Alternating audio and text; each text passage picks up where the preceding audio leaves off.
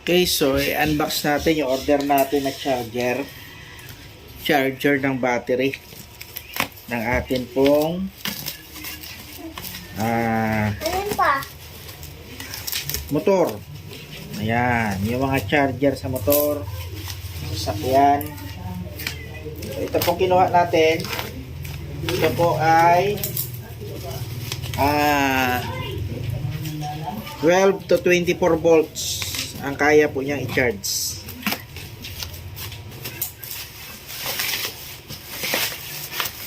Ayan. So, okay, malikot na. Tingnan po natin kung okay po.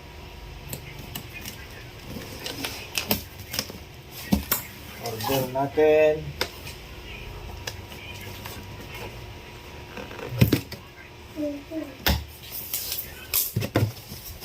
Ayan. Bah, pang maganda. Ganda nga. Ito po. Bago. Ito yung bagong modelo ngayon. So, hindi pala yung nasa picture. Bago siya, bagong modelo. Samantalang pag sa physical store, magkano to?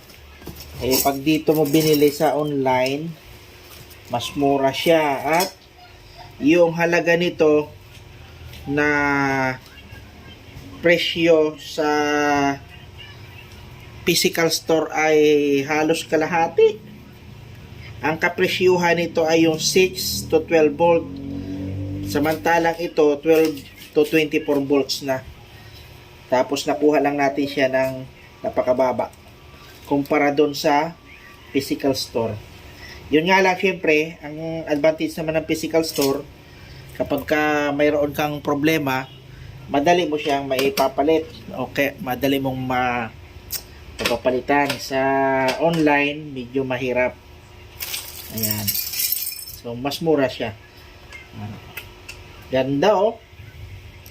Napakaganda nung ating pang-charge. Ayan, oh. Wow. Panalo. Ayan po yung itsura niya. Ayan po yung likod. Oh. Solid. Inko po yan, oh. Inko. Pwede na tayo mag-business ng pag-charge ng battery. Ayan. Pwedeng pang sarili, pwedeng pang business na rin yan. Oh, heavy duty yan eh. Ayos, very good.